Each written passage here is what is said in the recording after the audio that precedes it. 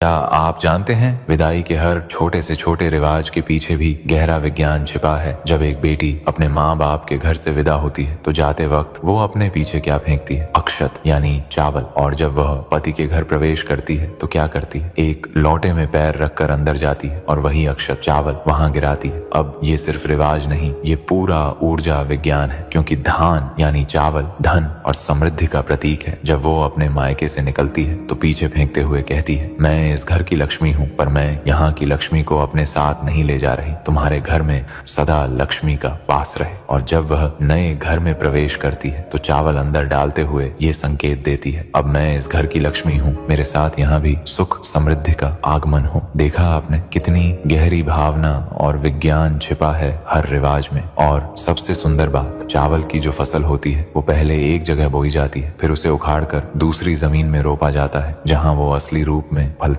विधि का विधान देखिए, भगवान श्री राम का विवाह और राज्याभिषेक दोनों ही शुभ मुहूर्त देखकर हुए, फिर भी ना विवाह सफल हुआ और न ही राज्याभिषेक। जब मुनि वशिष्ठ से कारण पूछा गया तो उन्होंने बस इतना कहा, जो विधि ने लिखा है वही होकर रहेगा। ना भगवान श्री राम अपने जीवन को बदल सके, न श्री कृष्ण अपने कर्मों का फल टाल सके। शिव स्वयं महामृत्युंजय फिर भी सती की मृत्यु को नहीं रोक पाए। गुरु अर्जुन देव जी, गुरु तेग बहादुर साहिब जी और दशमेश पिता गुरु गोविंद सिंह जी सभी समर्थ होकर भी विधि के विधान को नहीं टाल सके। रामकृष्ण परमहंस अपने कैंसर से नहीं बच सके। रावण और कंस अपार शक्तियों के मालिक होकर भी अपने अंत को नहीं बदल पाए। मानव जब जन्म लेता है उसी क्षण उसके साथ लिखा होता है जीवन और मृत्यु का समय, यश और अपयश, लाभ और हानि, स्वास्थ्य और बीमारी, रंग, परिवार, समाज और देश तक सब कुछ पहले से निश्चित। इसलिए सरल रहिए, सहज रहिए, मन, कर्म और वचन से सदगति में लीन रहिए, क्योंकि मुहूर्त न जन्म का होता है न मृत्यु का, बाकी सब बस एक माया।